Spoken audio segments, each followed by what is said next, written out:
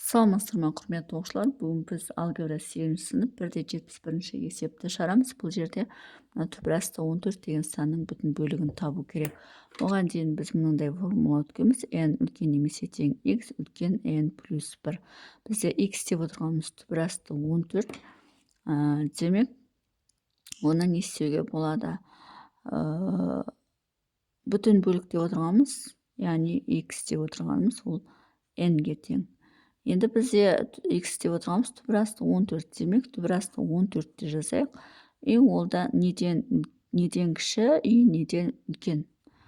Ол бізде түбір асты 16-тан кіші, түбір асты 9-тан үлкен болады. Неге? Себебі 3-тің квадраты 9, 4-тің квадраты 16, демек 3-тен үлкен немесе тең түбір асты 14, үлкен 4 болады. Сонда түбір асты 14 деп отырғанымыз 3 пен 4-тің арасындағы сан.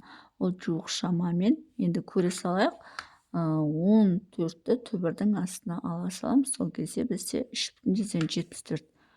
3,74 жуық шамамен, демек ол бізде 3 пен 4-тің арасында жатыр деген сөз. Олай болатын болса, n деп отырғанымыз 3-ке тең болып тұр ма жерде?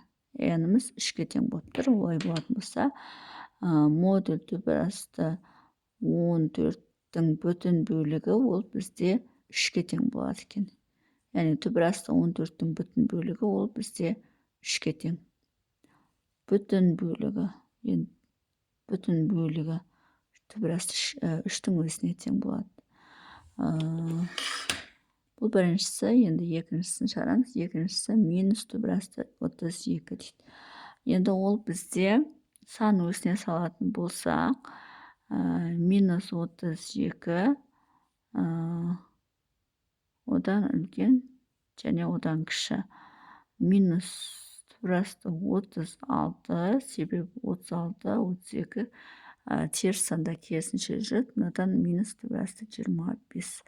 36-тан минус 6 шығады, үлкен минус түбір асты 32, үлкен мынадан минус 5 шығады. Демек, 32 деп отырғанымыз минус 6 мен минус 5-тің арасында жатыр.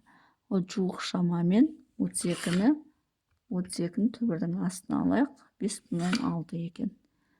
Минус 5,6. Демек, ол бізде минус 6 мен минус 5-тің арасында жатыр. Олай болатын болса, бүтін бөлігі, яғни минус 32-нің бүтін бөлігі ол бізде минус 6-ға тең.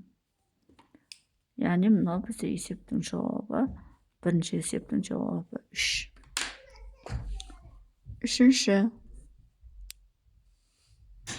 Үшінші бізде түбір асты 238. Енді түбір асты 238-ді ненің арасында жатыр? Ол бізде оның алдында түбір асты 225 бар, үлкен түбір асты 238, одан үлкен түбір асты 25-тің квадраты болса, бізде 26-тың квадраты түбір асты 256. Демек, мынаның квадратынан 25 шығады, үлкен түбір асты 238 шығады, одан үлкен 256 деп мысалымыз, 16-тың квадрат. Тағына 15-тің квадрат екен. 15-тің квадрат, 16-тың квадрат. Демек, 15 пен 16-тың арасында жатыр. Жуық шамамен 238 деп жазамыз. 238, оны түбірдің астына қоямыз. Сонда 15,42. 15,42. Демек, ол 15 пен 16-тың арасында жатыр деген сөз. Олай болатын болса, оның бүтін бөлігі түбір асты 238-дің бүтін бөлігі ол бізде 15-ке тең. Бізде есептің жауабы болады. Жауабы. Бүтін бөлігі 15.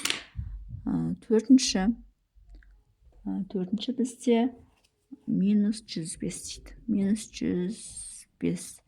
Енді ол бізде 105 деп отырғанымыз минус түбірдің астында 125. 125. Жоқ, 105. 105-тен кейін ол бізде 100 деп алайық, минус санда керісінше жүреді, өйткені 100, 105, мына жақта минус түбір асты 100 болса, мына жерде 121. 120, сонда минус 11-ден үлкен минус түбір асты 105, үлкен минус 10 болды. Сонда минус жуық шамамен минус қазір 105-ті түбірдің астына аламыз. 105-ті түбірдің астына алсақ, минус 10,2. 10,2. Демек, мынау бізде минус 11 мен минус 10-ның арасында жатыр деген сөз. Олай болатын болса, бұның бүтін бөлігі, яғни минус түбір асты 105-тің бүтін бөлігі минус 11 болады екен. Мына бізде бүтін бөлігі. Сонымен есептің шығару жолы осындай. Егер есептің шығару жолы түсінікті болса, лайк басып, комментарий жазып, каналыма тіркеліп кетсеңіздер болады.